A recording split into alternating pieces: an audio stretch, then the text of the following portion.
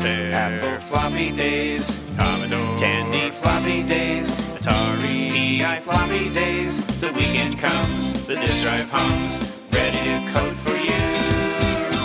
These days we're all happy and free. Those floppy days, the games we played, you shared with me. Those days, Motorola, Intel 6502, graphics and text are there to view. Composite, color, or RGB, program fun for you and me. Floppy Days is recorded in a live studio.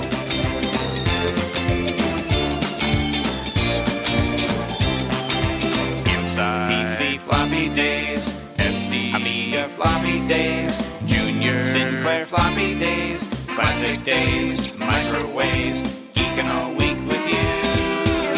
These days we're all happy and free. Those floppy days, the games we play, you shared with me. Those days, these floppy days are yours and mine. These floppy days are yours and mine. Floppy days.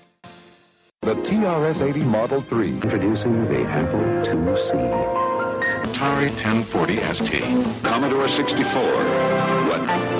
PC Junior, new from IBM. Discover Atari. At his Radio Shack Color Computer 3. Introducing the Timex Sinclair 1000. For computer, this is the one. Texas Instruments home computer. A wonder computer of the 1980s. The Commodore VIC-20. Hello and welcome to Floppy Days episode number 121 for December 2022. And I'm your host, Randy Kindig. Happy holidays to everyone. I hope you had a good holiday. We're currently covering the very productive year for home computers of 1982. As regular listeners will know, we've been covering the ZX Spectrum and the myriad of information about that machine. We still have quite a bit more information to cover about the ZX Spectrum, including emulation, websites, and a lot more. But we're going to take a tiny step back and pick up coverage of a machine that I recently acquired and wanted to talk about, but which came out in very late 1981.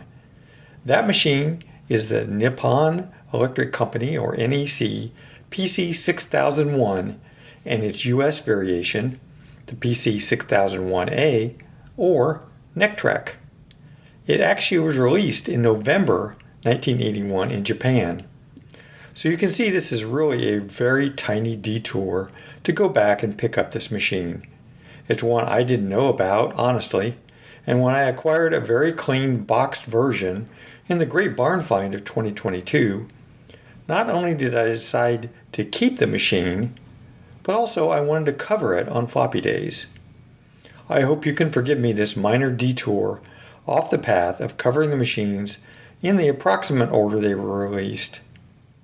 I think you'll find this machine interesting, as I did, and enjoy hearing about it.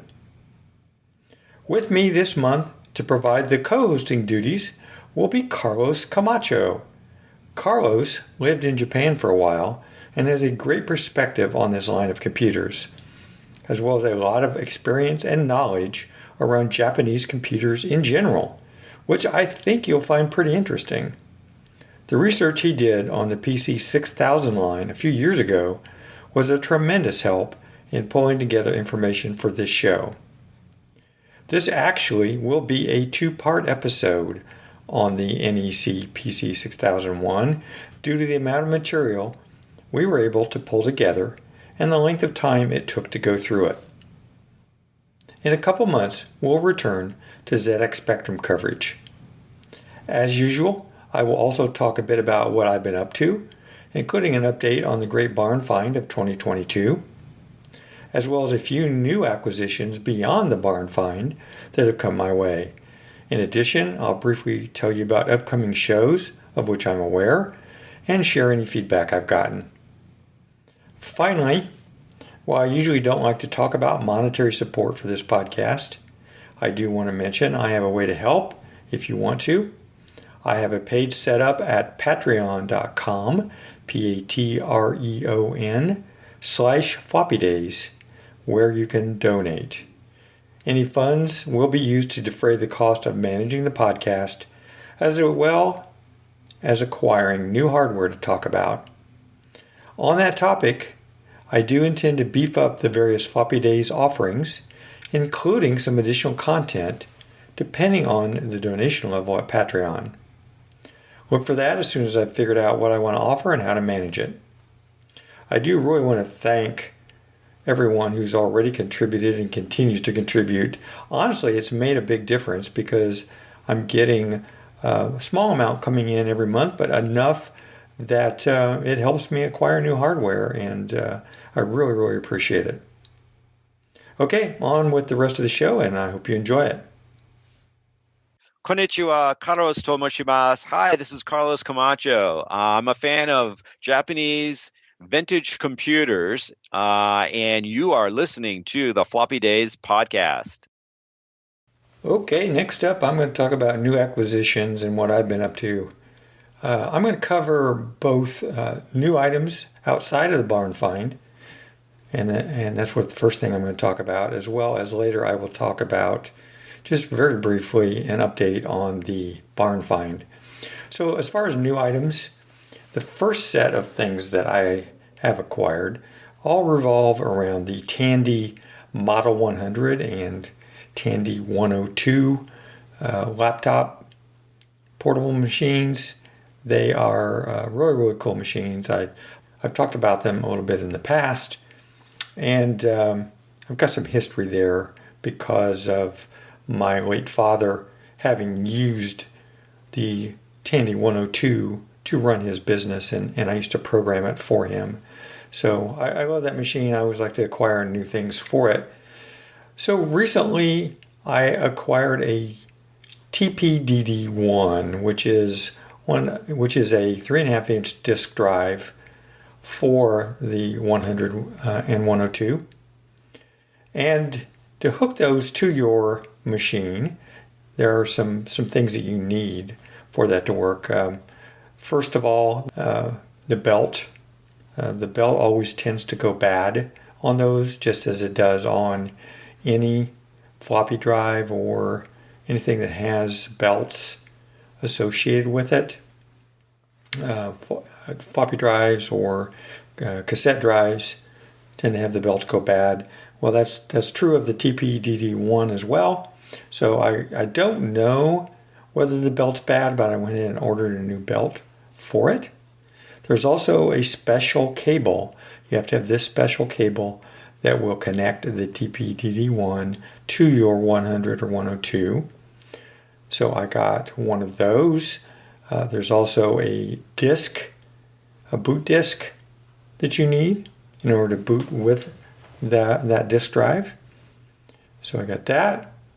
And then I also got some folding legs. So back in the day, there were actually legs available for the Model 100 and 102 that you put in holes in the back to prop up the rear of the computer, so that you could get a tilted use of the machine. I had some legs that I purchased from someone else a while back, but there now are, someone has designed some actual folding legs so that you can have the legs, you can leave them in the machine, you can fold them down when you want to use them, when you want the tilted aspect to the machine, you want to type on it.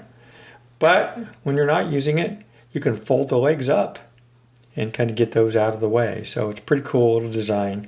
I ordered all of this stuff from arcadeshopper.com. Greg is a good friend who runs that shop. He has tons of things available at his shop, and for different machines. And it's a great place to get stuff. So I got all of those at once from Greg at Arcade Shopper. Next up, I wanted to talk about some books that I got. I got quite a few different books since the last show that I want to talk about. A couple of them I got from a place called Half Price Bookstore. And again, I don't know if Half Price Bookstore is something that's available across the country, or it's just here in the Midwest, or exactly where all it exists. But we have several in the Indianapolis area, And I always like it. I always go through the computer books when I'm there, and I found a couple of vintage computer books. They're pretty inexpensive at half-price books, so I went ahead and picked them up, even though I am pretty flush with books. I couldn't resist getting these two. One of them is called Inside Commodore DOS by Richard Emmers and Gerald Neufeld. It was printed in 1984 or 85. It is a complete guide to the 1541 disk operating system for the Commodore 64. The authors actually disassembled and annotated the 1541's DOS, and this really complements the existing 1541 user's manual. Of course, when I got it home, I checked my barn find, and sure enough, I already had a copy of Inside Commodore DOS in my barn find as well. So now I have 2 copies of it, and I'm going to find a good home for one of those. The Personal Computer Basic S Reference Manual is the other book that I got from Half Price Books by Donald Sordillo, printed in 1983. And it's actually a reference manual of personal computer basics. So it covers the basic for the IBM PC, the Apple II, the Atari 8-bits, the TRS-80 color computer, the TRS-80 Model 3, and the Commodore VIC-20.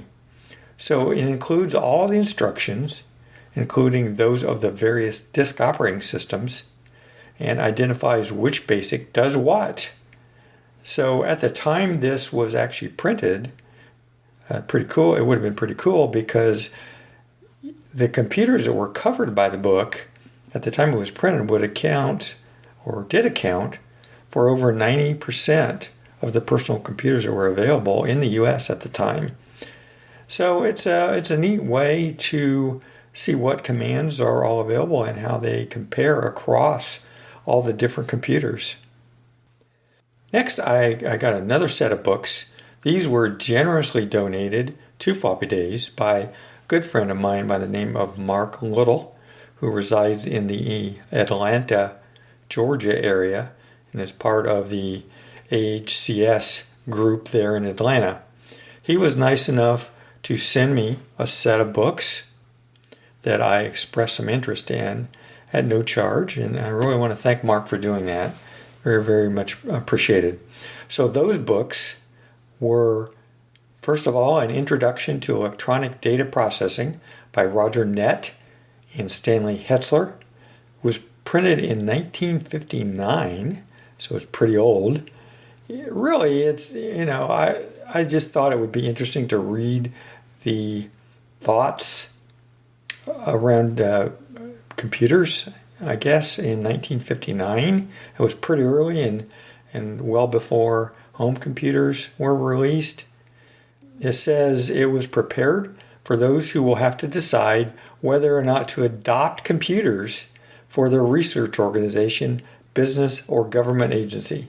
So I find it a little bit humorous that it talks about computers and whether it makes sense to adopt computers for your organization when, obviously today it's a no-brainer. Everybody uses computers for everything. But in those days, it was not a no-brainer. It was a pretty expensive option, and this book just talks about whether or not it makes sense to adopt computers for your particular organization. The next one I got is called Principles of Compiler Design by Alfred Aho, A-H-O, and Jeffrey Ullman. It was printed in 1977.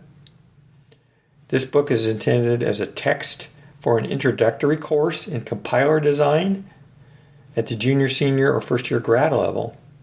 And I wanted this because I have a strong interest in compilers and translators, thinking about writing one, and you can hear more about that on the podcast Next Without 4 that I do with my good friend Earl Evans.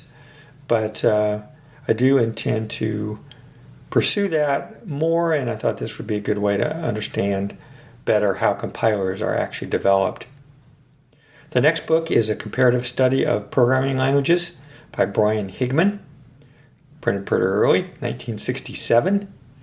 And its objective is to discuss languages in general terms, assessing it from the point of view of both the user and the compiler writer.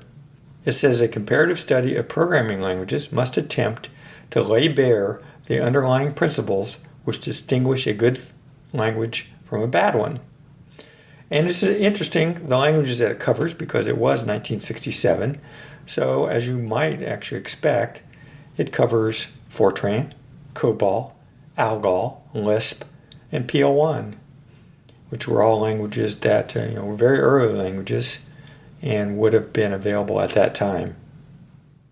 And then the fourth book that I acquired is entitled Assembly Language Programming for the IBM Personal Computer by David J. Bradley. And he was actually a member of the team that designed and built the IBM Personal Computer. It was printed in 1984. I obviously have a strong interest in assembly language programming books. I've talked about it before. I did not have one for the IBM Personal Computer, and this sounded like a good one to acquire. So that's it for all of the new acquisitions outside of the barn find that I want to talk about for this month. Now I'll give you a quick update on the barn find. I don't have a lot to cover there, but I just wanted to give an update as far as the total number of machines and other items associated, other computer items associated with those machines. I wanted to update the number a little bit. I actually, at this point, I did find or had forgotten that I had 2 Osborne 1s and 1 Osborne Executive in that barn find that are as yet untested, that I did not include in my count that I gave you the last time. So I'm actually up to 58 total computer and peripheral items now that have been pulled out of that barn find. And the breakdown is 44 machines, 6 monitors, 2 printers, 5 disk drives, and 1 case. And beyond that, I haven't had any progress due to the holidays, due to my son being in the hospital 3 times now, unfortunately. Hopefully that's the last time. Not made any progress on testing and selling those items. But that's an update on the barn find, and that's the end of the update as far as new acquisitions and what I've been up to. Hi, it's Earl Evans, retro computing podcaster and enthusiast, and you're listening to Randy Kindig on the Floppy Days podcast. Okay, now I want to cover upcoming computer shows. Here we are at the very beginning of 2023. I expect there to be a lot of shows this year. Only a few have been announced at this point, though. I've only got a couple to actually tell you about that are definites. But again, I expect several more throughout the year. First up, the month of April is a busy month for shows. As we approach spring, it tends to be a popular time for having a show. VCF East will be having their show April 14th through the 16th at the InfoAge Science and History Museums in Wall, New Jersey.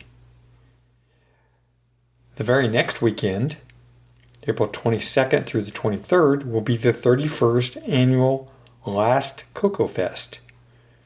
That will be at the Holiday Inn and Suites Chicago in Carroll Stream, Illinois. And then, while this show has not been firmed up yet, it is intended to be the last weekend. It would be the 29th and 30th of April. Presented by Indie Classics and the Indie Vintage Computer Club. So it will be near the Indianapolis airport, and as soon as the details have been set as far as exactly what hotel it's going to be held at and that the date has been absolutely confirmed, you'll hear more information throughout the various social media and communication places on the internet. So that's it. That's all I know about that's coming up in 2023 for computer shows. And then I wanted to talk about feedback. I did get one piece of feedback that I wanted to cover from a gentleman by the name of Carlos. He says, I have just released an interview with a guy called Mark Moxon, Moxon. He has converted the classic computer game Elite from the BBC Micro to teletext. The podcast link is here, and asked me if I would mention it. So I will have that link in the show notes. I went to the link. It says probably one of the BBC Computer's killer apps, Elite started a series of games that continue today.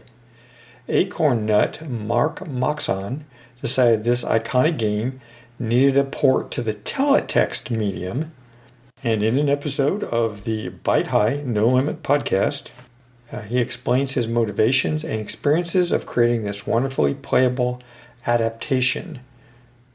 And then we will also have a link in the show notes to where you can play the game yourself. So, Carlos, thank you for writing in. Appreciate you letting us know about this. Teletext is one of those things we haven't talked about much. I know it was common in Europe and was never really utilized here in the U.S. at all. But it's interesting that a game was converted to teletext. And that's it for feedback this month. Okay, now we get into the main part of the show. Coverage of the NEC PC-6000 series computer with Carlos Camacho. All right, I've got here with me today Mr. Carlos Camacho. Please tell me if I'm saying that correctly. Is it Camacho? Yes, that's correct. Okay. Excellent. How are you, Carlos? How you doing? Yeah, I'm doing great. Hey, Carlos, is there anything you'd like to say before we get started? Wow, to be honest with you, I couldn't believe how much notes you put. Now I know why the show's always been so polished, and I've enjoyed it. I've been listening. I remember listening to your shows back. Kind of deviate really quick. I was living in Massachusetts at that time, and I was taking these really long walks during my lunch breaks, and I always listened to your podcasts because the company, the campus was so big that I could pretty much listen to an entire podcast just walking around the building 2 or 3 times the campus. So that's really good memories. So, I was amazed about how much research you've put into it. I think pretty much you're 99% correct on everything that you have in there. It's been difficult for this one because there's just not much out there. Right. Yeah, if you speak and write Japanese, it's a different story. But even then, it's not. It's a little bit obscure platform. Right. Right. Yeah. Well, I really appreciate you coming on to help me talk about the NEC PC-6000 series.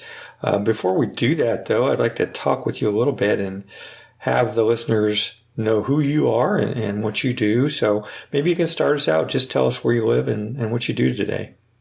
Sure. So I live in Windsor, Connecticut. It's just outside Connecticut's capital of Hartford.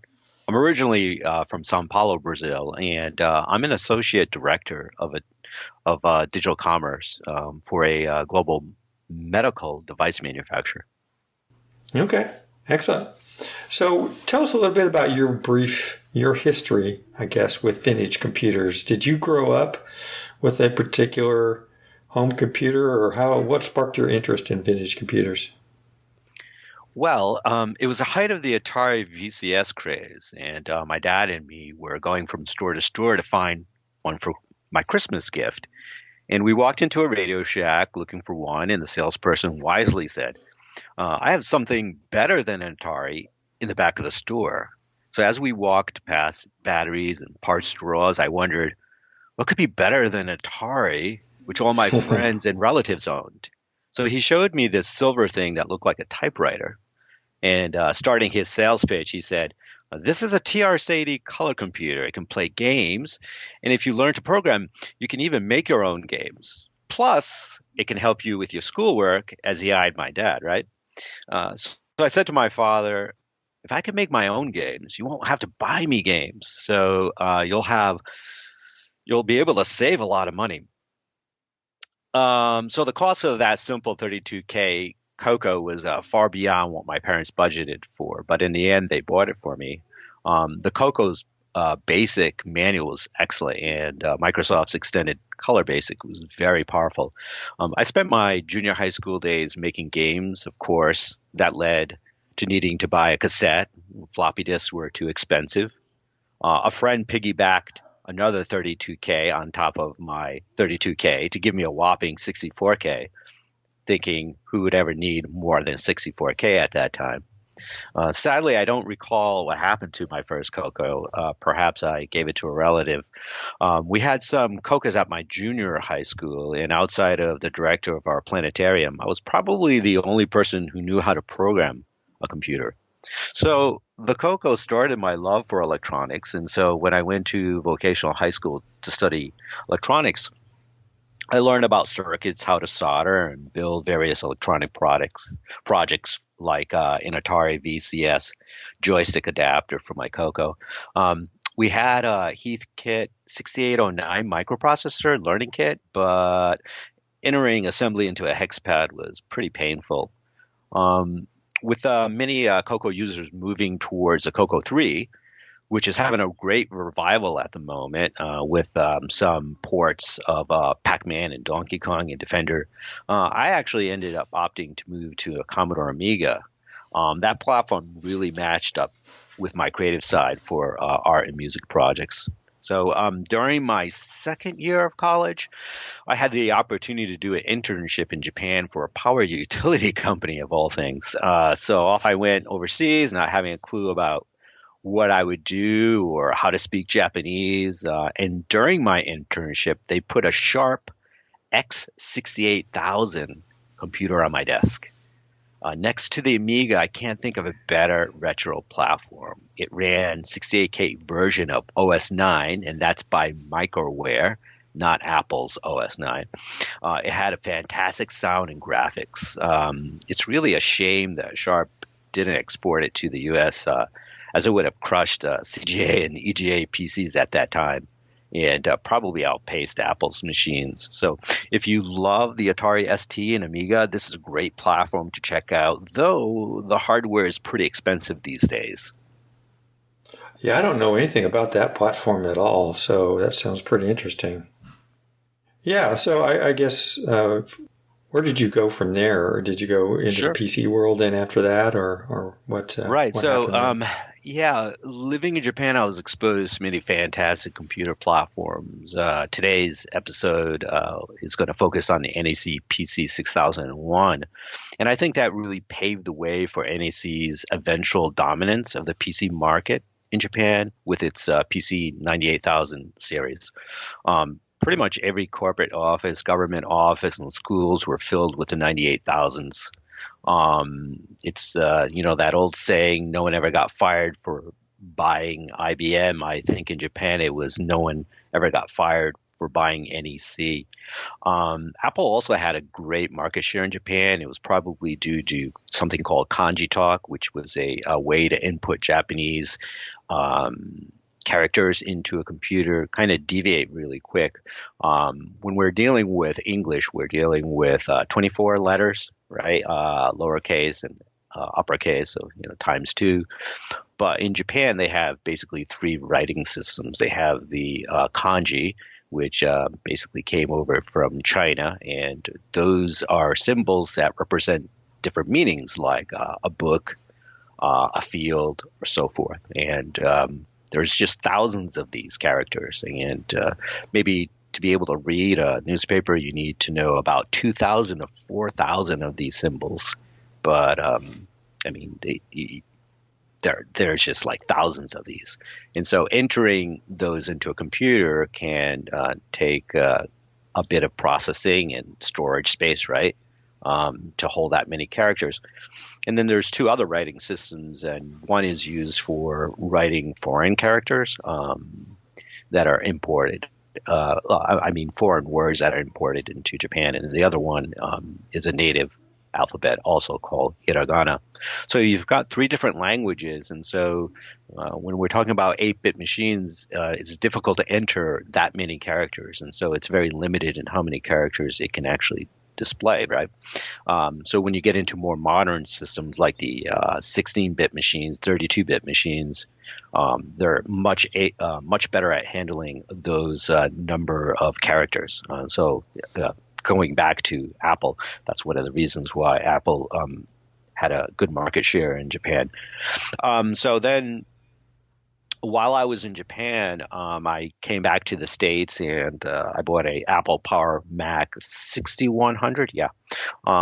If I don't know if you're familiar with that model, but it's basically a pizza box form factor, which I really love. And I love pizza box cases so much that I ended up adding a CGI, Silicon Graphics machine to my collection, and some Sun Microsystems as well. And then in some schools, they utilized Fujitsu FM Town models, which also had great multimedia because they had built-in CD-ROMs, which were a little bit unusual for that day. It also had great sound and audio, a really nice version of Windows, if I recall. I really recommend FM Towns to anyone who likes Atari STs or Amigas or Apple users. So getting back to your question, like my entry, or can I say re-entry into vintage computers world happened thanks to YouTube.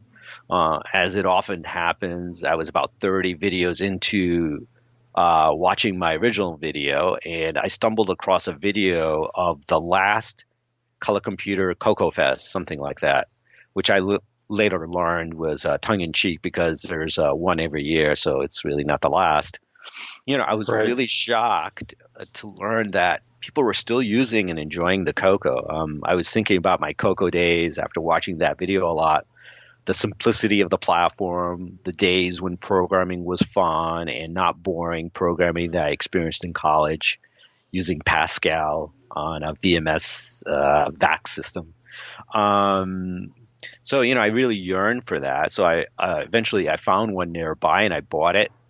After a little bit of fiddling around with it, I was soon enjoying playing some Canning Climber, which you might talk about on this show, and Color Baseball, some of my favorite games from my childhood. As your listeners know, the vintage world is a lot of fun, and one computer turns into another and another and another. And as kids, we're flipping through Creative Computing and Byte Magazine. We dreamt of owning all of these platforms, from Commodore to Atari to a Southwest, Southwest PC? Yeah. And so on. But of course, as kids, we could never own more than one computer. But now as adults, we can. Though recently the climb in prices is a shame for lovers of these retro computers.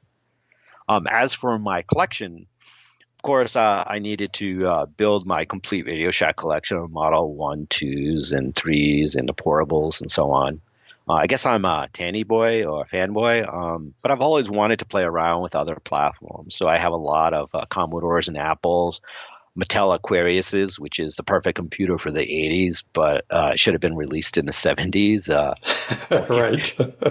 all kidding aside, I actually run a popular Aquarius Facebook group, and it's pretty amazing the way they're pushing that, that computer that was quickly taken off the market. But I love how people really push these old machines to do really cool things. So my collection spans a gamut of Japanese computers. That includes Toshiba Paseo Pias, which is a very interesting platform, the Fujitsu FM7, with probably the best 8-bit CPU ever, the mighty Motorola 6809. The Hitachi Basic Masters, there's a couple of models in that line, and lots of MSXs.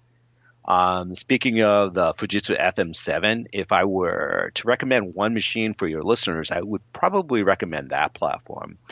There's great hardware scene. It also runs the best 8-bit OS in my opinion, again, MicroWare's OS 9. For those with a thick wallet and want the best 8-bit machine ever, do check out the later FM7s. They were called the FM77s. There's a couple different models. You'll be really amazed about how powerful a dual 6809 machine can be. And again, if you love the 6809 processor, you should definitely check out the Hitachi Basic Master line. There's a lot of good stuff for that platform. It was well covered in the magazines.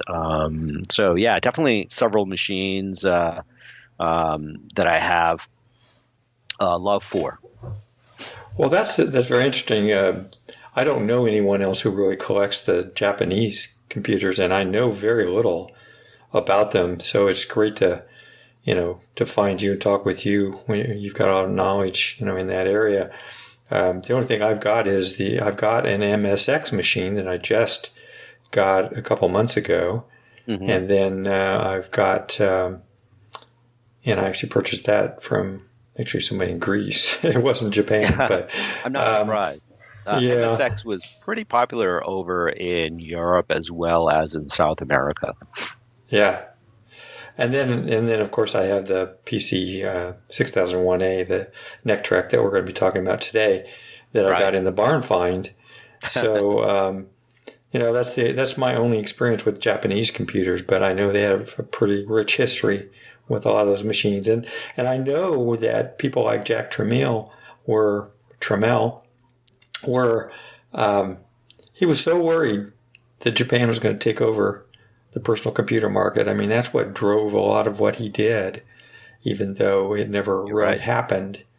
But I can see why he was worried. I mean, Japan had a lot of really nice stuff. Right. You're absolutely right, Randy. There were many different platforms when it all started in the 8-bit era. And, I mentioned the Pasiopias, the Hitachi Basic Masters, the NEC line that you'll talk about today, and the Fujitsu lines. They were all not compatible with each other, right? So kind of similar to what was going on in the States.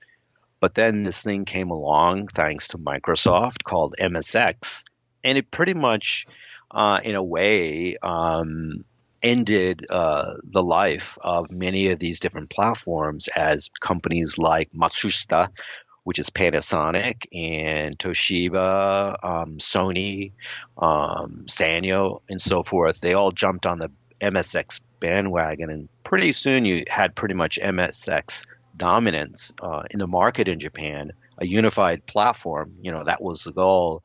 I think, unfortunately, the downside of that was the innovation was a little bit stifled because you had to build the machine to the MSX specs, right? I mean, obviously, that's why MSX became so popular, was that it was a unified platform. So really, the only thing that you could change about the machines was the case design. So that became very interesting with red and all kinds of interesting different designs of the cases. But I think in a way the machines became less interesting for me, although, I do like MSX machines. They have a very nice TI video chip, and the sound is quite nice. But you're right. I think in those days, a lot of the Japanese companies were taking over the TV and the VCR market, so it was a matter of time for them to come over and take over the computer market in the U.S. And thanks to Jack lowering the price and actually releasing a Commodore machine over in Japan, which didn't really do well, the Max machine. The Japanese, I guess, decided not to invade the U.S. computer market.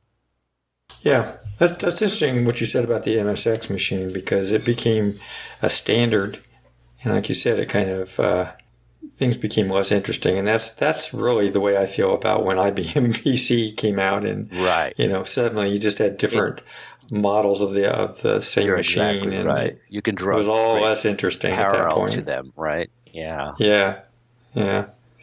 Well, one other question, I guess, Carlos, before we jump into history here. At one point, you had a color computer store where you sold a lot of computers, not necessarily just color, not just necessarily candy color computers, but do you still have that store? Do you still maintain that? Sure. And I can definitely put a plug in for my store in a bit. I was thinking, though, to just give you a quick intro into my background with the Japanese NEC PC-6000 series, if I may, and then we can jump into that store, certainly. Does that sound all right? Sounds perfect. Yes, please do. Excellent. Yeah. So, to me, like NEC, you can trace back their computing to a model called the TK80. It was an 8080 microprocessor, single board PC, and you'll see a lot of magazine articles on it. Eventually, it was a model called the NEC Compo BS80. It's a big, chunky red machine. Both of those are extremely rare. They come up on auction every once in a while, and they go for crazy money. So your episode covers the PC-6001, and I do own quite a few of those. They are great machines, but looking at the other model that was available at that time that you'll also get into is the PC-8001. And actually, that's where I started my collection, was with the 8001. And, we think about the Holy Trinity, right? Apple II, Radio Shack, TRS-80, Model 1, and Commodore PET. We all know these three quite well. In my opinion, and other folks' opinion, there's also a Holy Trinity in Japan, and that comprises the NEC PC-8001, the Fujitsu FM8, which was a prior model to the almighty FM7, again, based on the 6809 from Motorola, and also the Sharp MZ80. Those three models, to me, if you're thinking of the Holy Trinity of Japan, it would be probably those three.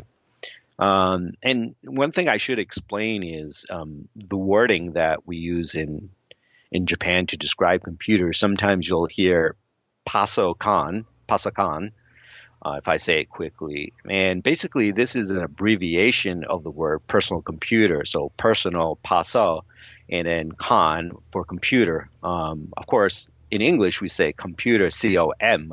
But in Japanese, we pronounce it with a kind of K-O-N, kan, N. So you'll hear pasokan quite a bit.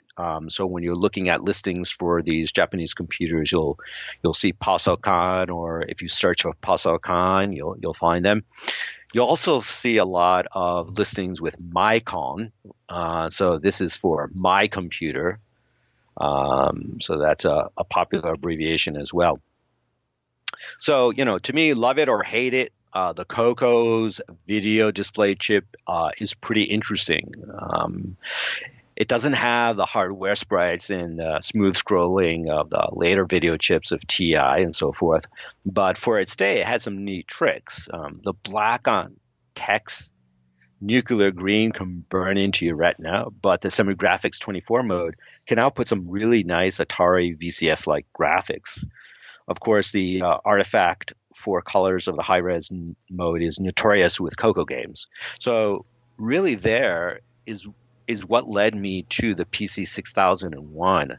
It's really my love for this VDP, or I should say the Motorola MC6847 video display adapter or chip.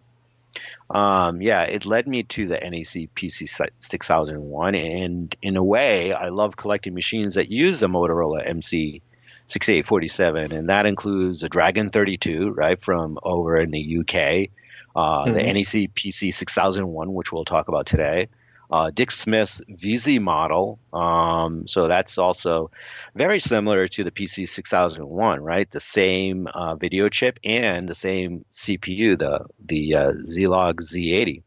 Also, an early Sanyo PHC computer also had the same Motorola 6847. And, just the other day I saw someone posting online that they actually got one for Mercari. It's a online shopping site, and I was just absolutely amazed because those models, when they come up on auction in Japan, They go for crazy amounts of money, and spec-wise, they're not very sophisticated.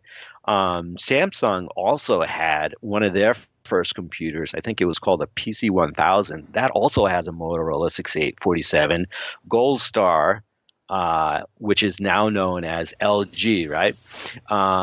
They also had one of their early computers using this microprocessor. There's a tiny Casio pocket computer that has it, and a Japanese video VHS-based learning computer, and a ton of other odd platforms that use this Motorola 6847 chip. So that's what led me to the NEC that we're going to talk about today. But actually, this NEC, I'm not sure if you know this, but it actually uses a variant of the Motorola MC6847. It's a Mitsubishi M5C 6847.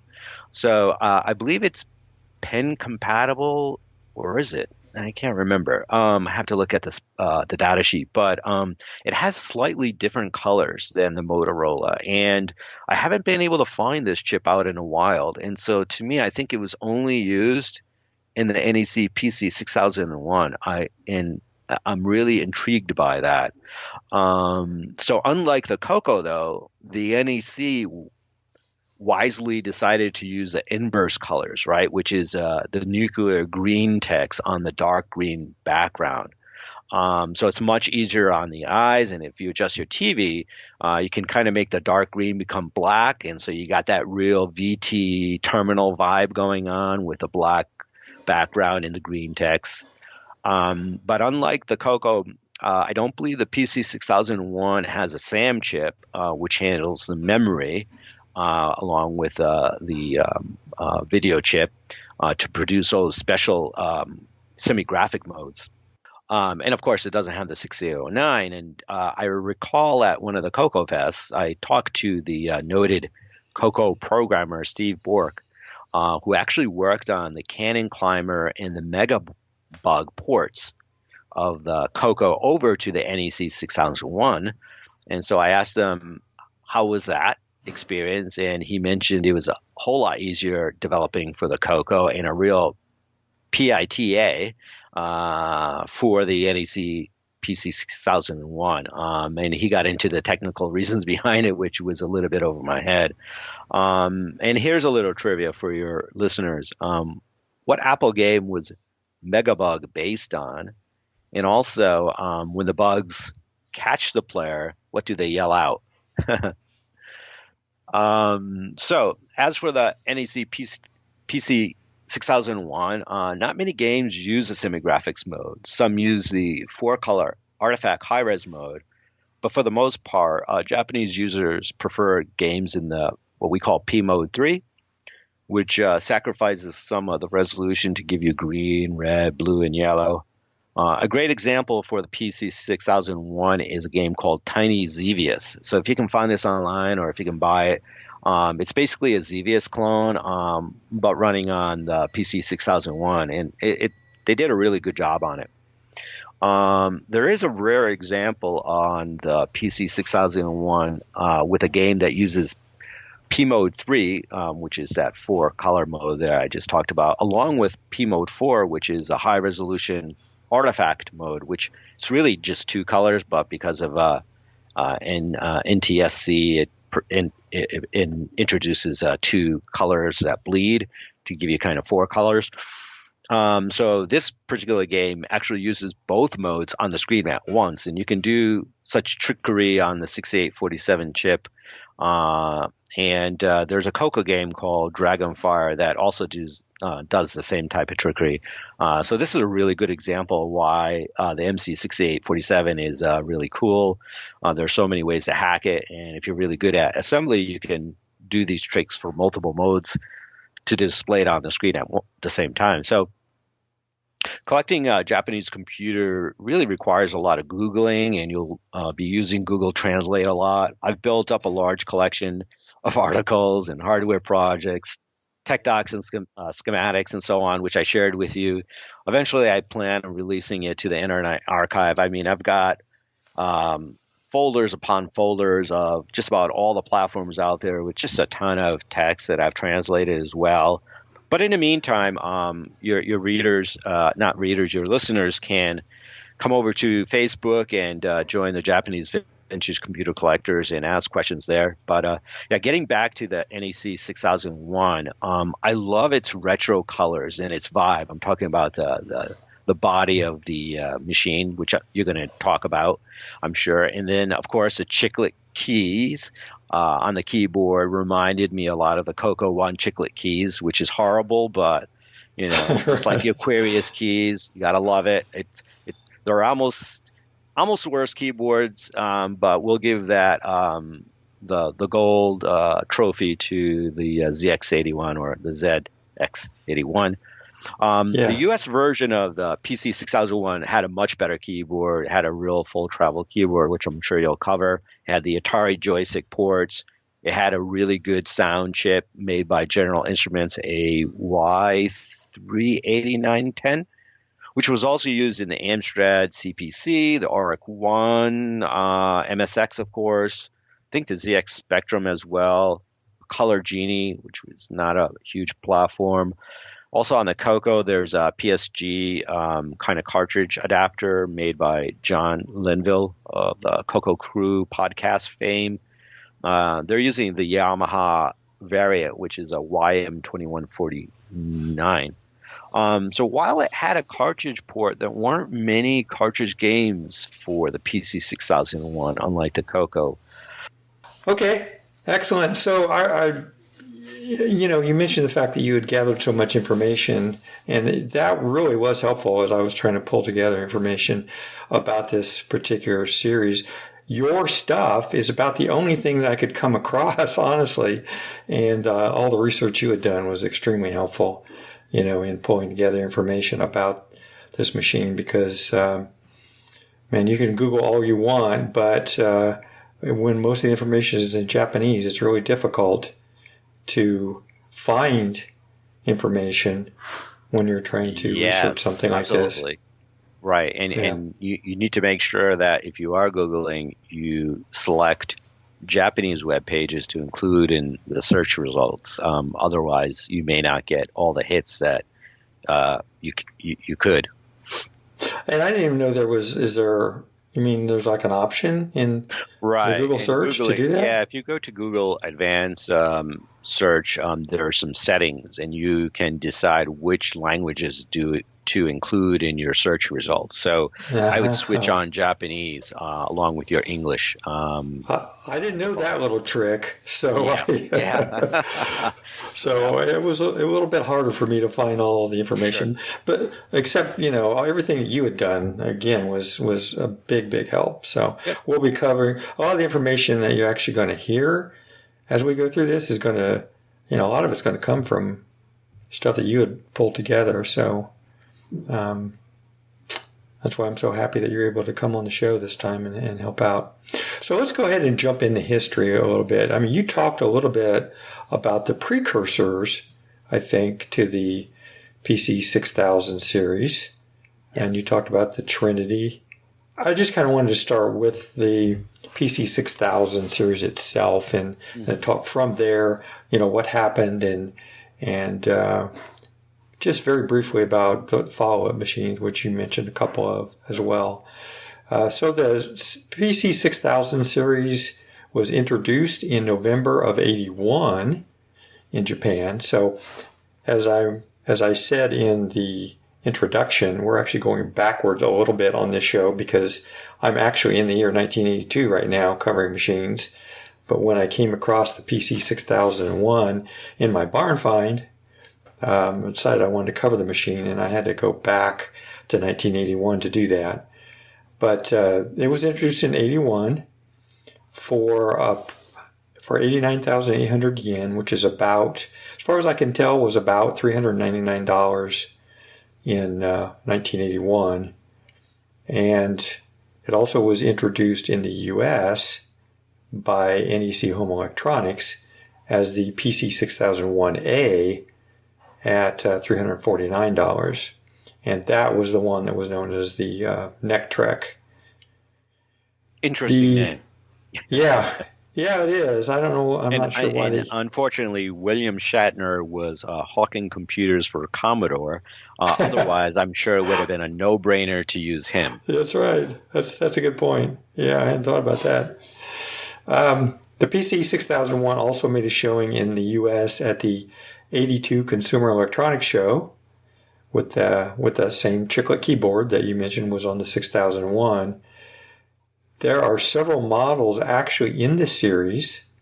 There was the 6001, the 6001 MK2, and there also was the 6001 MK2 SR, besides the American version called the NEC-TREK that I mentioned. So are you familiar with those other two? I am. And so typically, yeah, it's common for Japanese companies to release a follow-up model, and the MK is I want to call it, I believe it stands for Mark.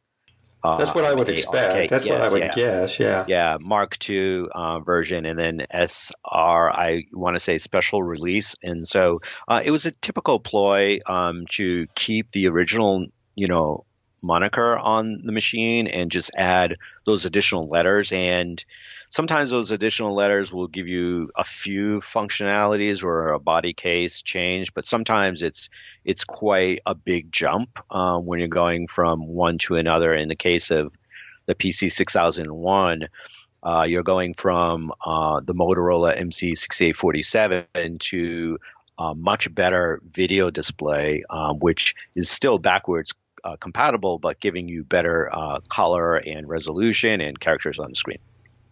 Yeah. Okay. Perfect.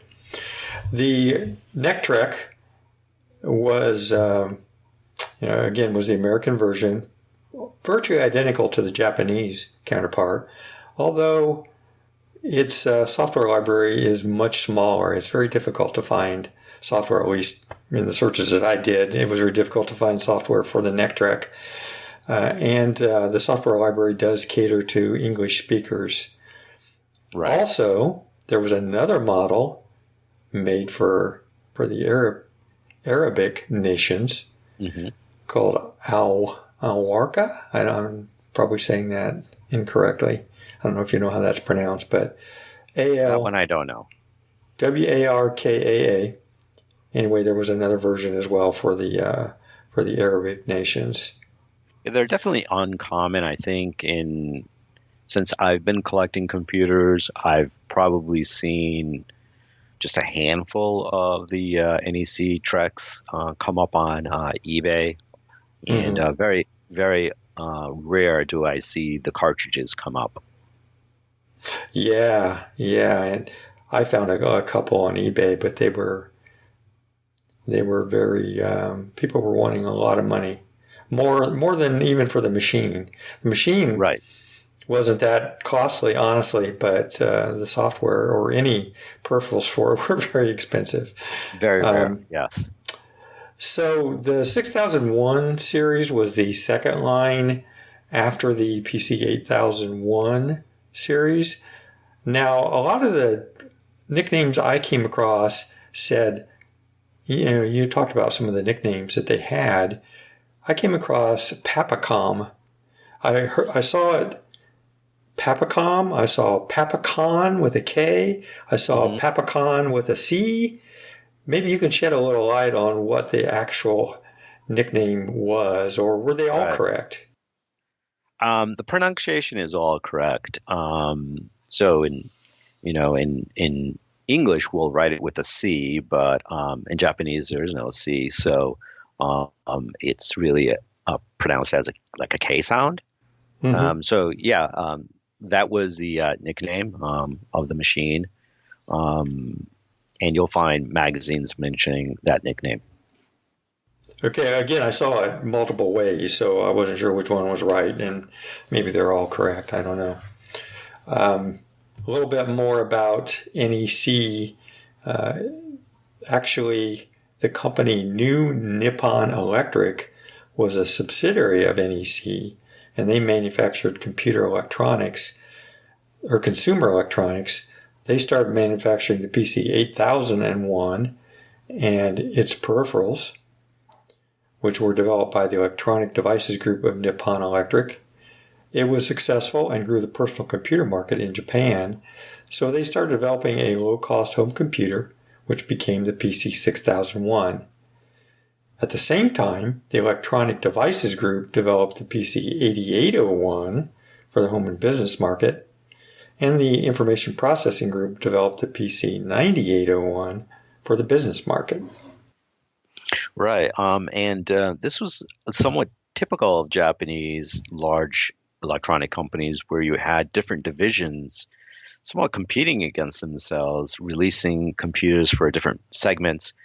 Of course, the distribution channel was different for our PC versus electronic store, which you'd be able to sell at your mom and pop electronics store. But this was common, and you'll see it with, especially with Sharp's line.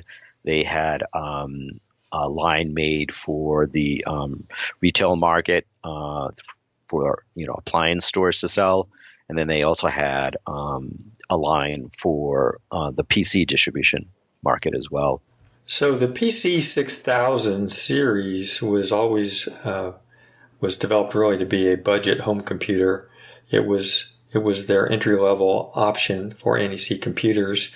The PC-8800 series occupied the middle ground, and the 9800 series being offered as high-end machines, none of which were compatible with each other. Right. The PC-98000 series came out later on in the history. Actually, I don't believe they came out at the same time. So it was 8001, and then you had the 6001, and then eventually you had the 98,000 series, which was based on the 88,000, which I'm sure you'll talk about. But on that 8001, I've actually seen folks in different countries, in the U.S. included, actually owning those machines. They did try to export those machines, and they had a little bit of success with CPM users. Now, you keep referring to so I saw the model name referred to as the PC-9800. You're referring to it as a 98,000. Are those the same thing, or are those different? Right. So you have the 6001. It gets confusing, right? So you have the 6000. No, you have the 8001. You have the 6001, and then you have the variants of the 6001. You also had some variants of the 8001. So then I would say the next generation would be the 88,000, 8800. I forget my English. So 8800 line, and then that becomes the piece. That was still the Z80 era. And then we eventually get to the 9800 series, and there's many variants of that, and those are Windows or actually DOS V, Japanese version of DOS, so based on Intel microprocessors. So hopefully I explained that in a logical way. Yeah, that makes sense. That's okay, perfect. Great. That helps a lot. Great. So the 6000 series was really designed for education and entertainment. Right. It had some excellent drawing and voice capabilities that made it nice for that. It was very similar to the PC-8001, although it has real graphics modes, and it also has the sound chip. We'll talk about the AY-3-8910. As opposed to the beeper that was in the 8001. Right. You'll find that a lot of the games for the 8001 are kind of character-based, a lot of ASCII art in them, whereas, yes, the PC-6001 has a true four-color mode similar to the Coco. And you've talked about graphics a little bit already, and we're going to talk about it a little bit further when we get into the tech specs. But I just want to mention that it does use a concept called pages, which are entirely separate screens that can be swapped out by pressing a button on the keyboard. When you actually turn the machine on, the machine asks you how many pages you want. Yeah, and you can probably better explain why. But it's an interesting thing. And actually, if I'm not mistaken, the Sanyo version of this model also does the same thing. They ask you how many pages, basically. For the Coco fans out there, it's basically doing a P-clear. So you're defining how much space you want to reserve for your graphics. And depending on how much RAM you had, would really control how many pages you could have. The base system only had 16K of RAM. You'd only have 1 or 2 pages. But if you had the expansion up to 32K, you could get 4 pages. Also, from the 8001, there were some other standard features in the 6001, such as 2 joystick ports, and also some other connections that we'll talk about. It does have a cartridge slot on the right side of the system. I think you mentioned that already. It can be used to load software, can be used to expand the system's memory to 32K, or by adding, you can use it to add floppy disk support with an expander. And there was an expansion unit that was made available called the PC-6001 that can give you 2 additional slots.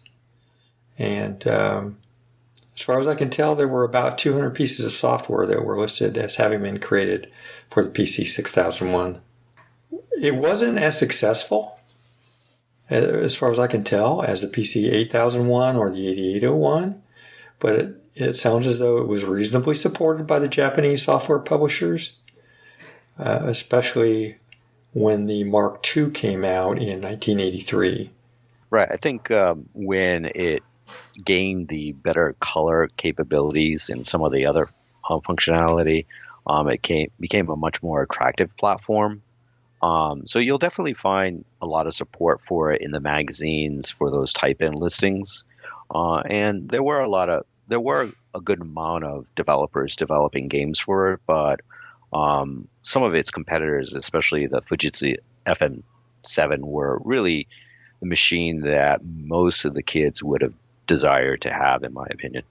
Yeah, real quick on the Mark II and the Mark II SR, and the reason that those were better machines. The Mark II actually had 64K of memory, where you could only go up to 32K on the 6001. That was a big hindrance, I think. Yeah. Yeah, that would be a big hindrance. It also had 16K of video RAM. It had a floppy drive interface. It had RGB out, so not just composite out, but RGB out. It had the standard typewriter keyboard instead of the chiclet keys, I believe. Right. I'm just going to say it had some better or higher graphics modes as well. Yeah, definitely. And you can see the games having much better graphics capability on those later machines. I think the reliability of those later machines were also improved. I find that the NEC-6001 tends to not be a very reliable platform, and I think it's because of the massive power supply that's built into it. It doesn't have one of those wall warts or whatnot. And it's got some very large capacitors inside that power supply. So of the 6 that I own, I think 4 are actually dead. So I need to work on repairing those.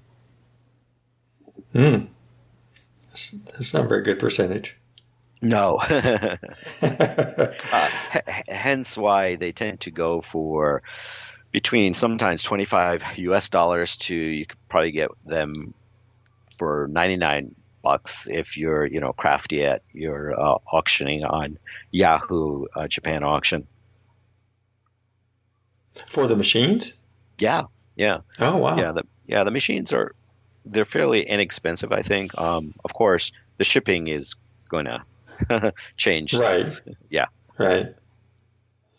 Real quick on the Mark II SR, which was the last of that 6000 line, it was very much like the Mark II, but it had a 640 by 200 dot equivalent mode. It had text display 80 digits by 25 rows, so 80 columns. It also had more VRAM. It had 32K of VRAM, so you only ended up, I guess, with just 2 screens at that point, one for text and one for graphics. Yeah, as you start getting more resolution, it becomes very important to be able to display Japanese characters. If you've ever seen Japanese or Chinese characters, are very, there's a lot of strokes in them and so forth. So, trying to create them in a 5x8 or whatever pixel space becomes very difficult, right? So as you started getting into these better resolutions, you have a much better fidelity of the characters on the screen. Yeah, that makes perfect sense. Okay, a little bit about the history after the introduction. So we talked about, the introduction of the machine and the follow-up machines. But after it was actually released, in 1983, new Nippon Electric actually changed its name to NEC Home Electronics, and NEC actually had 4 personal computer lines from different divisions, as we talked about already, in existence at the time. So it sounds like they decided to consolidate that a little bit into 2 different divisions, the NEC Home Electronics with the 8-bit computer line, and the Information Processing Group with the 16-bit computer line. So the 6000 line not being as popular as the 8800 and 9800 machines was discontinued, and they also discontinued the 6600 series, which we didn't talk about, and the 8000 series. And all of these were actually merged into one line called the PC-8800 series. Right, the PC-8800 series, right? 100, yeah. 100. Forgive me for using the thousands before. That's all right. That must have been very confusing. I think that's when NEC really exploded. The library for the 8800, the games are just phenomenal. There's a huge amount of support. I think that's when NEC just really started its dominance of the PC market in Japan is with this 8800 series, which eventually would, they would milk the Zlog Z80 for as long as possible, but eventually jump over to Intel with the 98,000 series, which basically was the dominant market share. And getting back to the NEC-TREK, again, the American version a little bit, it was thought not to have performed very well over here. I have to admit, I had never, ever heard of it before I found it in the barn find. It just never caught on here, I guess. Never had too much competition with Tandy, Apple, Commodore, and Atari, and other firms. Right. It's I think it's a similar story to Tommy's computer. That computer is called the Puta. The Tommy Tudor? Yes, right. In America, it was a Tommy Tudor, and then over in Japan, it was, of course, the Puta. So similar situation. They did some sales in Japan, and then they tried to come into the U.S. market, but didn't succeed. Although, very capable machine, the Tommy Tudor. But, I found a little bit of information that says for a certain small generation of Japanese geeks, the PC-6001 was their first computer growing up, and that there's a lot of nostalgia for it. Huge nostalgia, yeah. Okay. Again, it was hard for me to find because I couldn't find, a lot of stuff. The interesting tidbit there is, although not the 6001, but the 8001, there's actually a small little mini version of it just released. I saw that. I saw that on eBay. And for your listeners, you can think of like a Raspberry Pi being put into like a little, small modded case. And it's not cheap to buy, but I think they're flying off the shelves. And there's some other also vintage computers that are being miniaturized as well. But that one really comes to mind. A lot of nostalgia there. So absolutely right. A lot of folks remember the 6001 and 8001 with great nostalgia in Japan. Yeah, I was really surprised to see that there was one of those, basically a remake, I guess, right, of those, similar to what was done with the C64 Mini, sure. Right? Yeah, and the recent Amiga Mini as well. Yeah, Amiga as well.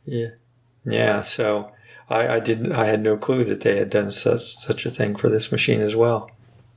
It was estimated that only about 150,000 units of the PC-6001 were sold. That's the number I came across. So, yeah, that's the number I came across as well. That might have been underreported, but it's hard to say. Japan's population is about half of America, and the size of Japan is about the size of California. So it's hard to say. And if you're talking about the early 80s, the salaries weren't very high in Japan yet. And I think the yen was around 200. So not a cheap item to buy for a Japanese family. Okay, so let's jump into tech specs a little bit. We've talked around a lot of this stuff already, but I just kind of wanted to summarize what the tech specs are for this machine. And again, it's going to be focused mainly on the NEC-TREK, but will also pertain to the 6001 in almost all cases. Correct. So you mentioned that it had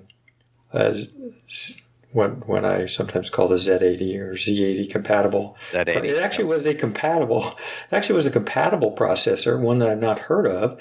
NEC's version of it, right? The PD-780C.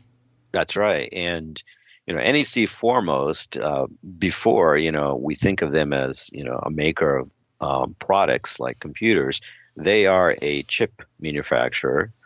So a lot of I think the chips that they would use in their machines were produced by themselves. Of course, eventually they would make a beautiful, the 8088 or 8086 version of from NEC. That was a great chip as well. So very much known for their IC manufacturing. Yeah, I assume they licensed the Z80 architecture and produced their own version of it. Right. I don't know, but it ran at 3.8 megahertz. It actually was used. It says here that same processor was used in Sinclair's ZX80, ZX81, and early version of the ZX Spectrum. So it must have been a cheaper alternative to buying directly from Zilog, I guess. And it was also used in several MSX computers. Yeah, that definitely rings a bell. The video processor, you talked about the MC6847 that you like so much. Again, it sounds as though they had their version of that. Right. They were using a Mitsubishi version. Okay. And I mentioned, earlier the chip. And I just have not come across that chip outside of that machine. I haven't found it on eBay or any of the Chinese manufacturers. It's a mystery to me. Basically the same as MC6847, a little bit slight different colors. And I've seen some scope outputs from those two chips, along with I believe it's a Thomson, also makes a variant of the 6847 as well. All of three have a little bit slight difference in the color. Okay. That'd make it a little more difficult for writing games if you couldn't depend on the color looking correct, I guess, or the same across all those different machines. Okay, memory-wise, it had 16K base. You could upgrade it to 32K with a cartridge. It, as we mentioned, is also used for video RAM. So you'd get that how many pages prompt that would come up at boot up time. So you could control how many pages to reserve. And that would, the more pages that you chose there, the less actual RAM you would have available for the rest of your program then. Right.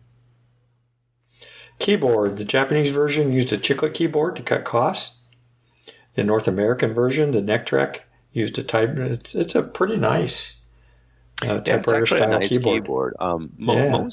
Most NEC models came decent keyboards. They didn't have that plasticky type of feel. Interesting tidbit with the chiclet keyboard, like the Coco, because it's a chiclet and you have space around the keys. Some software companies would make overlays. Basically they would fit over the keyboard. Will explain, okay, this key will do this or this key will do that, similar to some of the software released for the Coco. And so you can't really do that very well with the NEC-TREK because of the typewriter keyboard. Right. Yeah. It does have 10 programmable function keys on it as well. As far as ports, there are actually quite a few ports on this machine. I've got it sitting here next to me on my desk as I like to have it in view when I'm talking about the machine. But it's got 2 joystick ports that conform to the Atari 9-pin standard. It's got a 14-pin Centronics printer port. It's got a cassette port. That was kind of common, I think, for Japanese computers. They tended to use that type of Centronics. Centronics? That Centronics port rather than the larger size Centronics port that U.S. machines would use. Oh, okay. Wasn't aware of that. There also is a cassette port. The cassette could run at either 600 or 1200 bits per second. Yeah, and speaking of the cassette, I think one of the things that's most interesting about the NEC model is there was quite a few different cassettes available for it, and they have some absolutely fantastic design. The industrial design of the cassette players themselves is very appealing. Some of them kind of are vertical in nature rather than horizontal in nature, so definitely do check out the different tape decks that are available for it. Yeah, I noticed that. I actually found one on eBay that was for sale. Now, those don't go cheaply either. No. and this one was even was untested, but they're nice looking. It'd be nice to have one that actually, looked like the machine. So I might end up acquiring one. There is an audio out jack. There's an RF modulator output. There's also a composite output via an RCA jack, so it's not a 5 or 8 pin composite port. It's just an RCA phono jack. Yeah, and I think that's one of the areas where I think Japanese computers you could always rely on. They always had composite output via the RCA. None of that DIN, those DIN type of outputs or, only RF output that some of the cheaper U.S. computers would have. So that was a nice point. Yeah, it would be. There's also an optional RS-232C 24-pin port that on mine it has plastic over it, like port isn't actually there, but I assume that if you actually bought the option at the time that you bought the machine, that you'd actually have a working port there. Do you know anything more about that? Actually, I don't. Okay. And now you've perked my interest. I've never thought about that, actually. Yeah, as far as I could tell, reading all the materials, that's actually an optional thing, but there actually is one labeled RS-232C on my machine, but it has plastic over it, so it's not something I can actually use, but I assume it was maybe an option when you bought a machine. And then there's a 50-pin ROM cartridge connector, which a lot of the expansion would run off of, as well as cartridges, of course. Right. I have seen actually a hardware project to build a what I would call like a multi-pack interface, or the PEM for the TI-99s, but on the console they're called multi-packs. Yeah, allow you to put more cartridges in one at a single time. Well, that sounds very similar to the expansion unit that was available for this machine. Yeah, I think someone's reverse engineered it. Reverse engineered. That would be cool. I'd like to. I didn't come across anything like that, but that would be pretty cool. From the video side of things, there were 4 different modes, with mode 1 being the strictly text mode, and then modes 2 through 4 being different resolutions and different color sets. Mode 2, 64 by 48, 9 colors. Mode 3, 128 by 192 with 4 colors. And Mode 4, 256 by 192 with 2 colors. Right. When you're dealing with the text modes, you will have semi-graphics, blocks available. Because of the missing SAM chip that the Coco has, though, I don't believe you'll get the higher resolution semi-graphics mode. But in terms of the other modes, they're all identical to the Coco's output. And from what I read, most games tended to use mode 3, which was 128 by 192 with 4 colors. Yeah, because it gave the best balance. Yeah. Right. Yeah. On the Coco side of things, we tended to prefer the P mode 4, which is the artifacting colors, the fake 4 colors. But for Japanese consumers, they tended to like the more creative, colorful, lower resolution mode. And I think because of their art style that's influenced by manga and anime, some of the game's graphics are very nicely done. And we talked about the page system that it used to swap between multiple modes. One thing that you typically need to know when you're going to load a piece of software is how you need to answer that question in terms of pages when you run the software. All right, from a size and weight perspective, the size, and I'm going to use English measurements here because otherwise when I use millimeters and kilograms, it doesn't mean a lot to me, but it's a fairly good sized machine, 16 inches by 11 by 3.5 inch depth. So, I mean, it's not huge. It's actually pretty close to the size of the color computer, I guess. I don't know. I think it's the depth isn't as much as a color computer. I believe it weighs more than a color computer. It weighs 9.5 pounds. I mean, it's very solid. Yeah, it's very solid, and as I mentioned, the power supply maybe takes up half of the. I'm joking. Probably. I feel like it takes about half of the internal size. And the capacitors are huge. And that's the thing about the machine. They're very cheap to buy, but because they're so heavy, you will get dinged on that shipping. Mm-hmm. Yeah, that makes sense. And you can almost only buy these in Japan, so you're going to pay for shipping unless you're in Japan. Right. The audio, we mentioned the AY38910 is 3-voice sound generator, 3 channels, 8 octaves. Yeah, a well-known audio chip, right? As I mentioned, there was quite a few PCs from that era that were using that chip, and a lot of chip tunes available for that sound chip. And I don't know how that particular sound chip compares to like the SID chip on the Commodore 64 or the Pokey on the Atari 8-bit, but I think it's a pretty good sound. It definitely holds its own. I think it's a nice retro sawtooth type of sound that you'll get. As far as OS goes, had 20 KB of ROM, 16K being basic, and 4 KB was a character ROM. the built-in language, Microsoft and 60 Basic. So when it comes up, it actually says Microsoft Basics, which was interesting.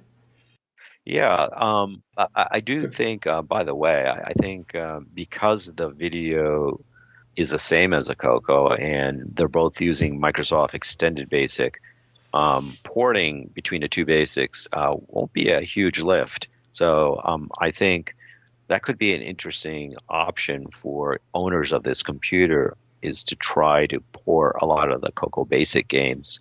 Obviously, some pokes and peeks and so forth won't be compatible, but the rest of the graphic commands will be very similar. Right. Yeah. Yeah, that's a good point. There also was an extended basic that was available that gave you additional commands, and we'll talk about that a little bit later. Okay, that's it for this episode of Floppy Days for December 2022. Next month, we will also cover the PC-6001 and finish the coverage of that machine. I want to give out special thanks to Carlos Camacho for his tremendous help with this podcast, not only co-hosting the show with me, but all of the information that he pulled together about this particular series of computers was extremely helpful, made what was a fairly difficult situation in finding information about that machine much easier. I provided the links in the show notes for all the great websites we discussed during this podcast. Just go to floppydays.com for the full list. I very much encourage you and implore you to provide feedback for the show at iTunes or on the website, via email at floppydays@gmail.com, via Twitter at floppydays, via Mastodon via @floppydays @oldbytes.space, or on Facebook at facebook.com/groups/floppydays. You can also stream Floppy Days on Stitcher.com and Spotify. There now also is a Discord server for Floppy Days. I will have the link for that in the show notes. And that's another way that you can provide feedback. Until the next show, pull out a vintage computer and compute as if it were yesterday. Bye.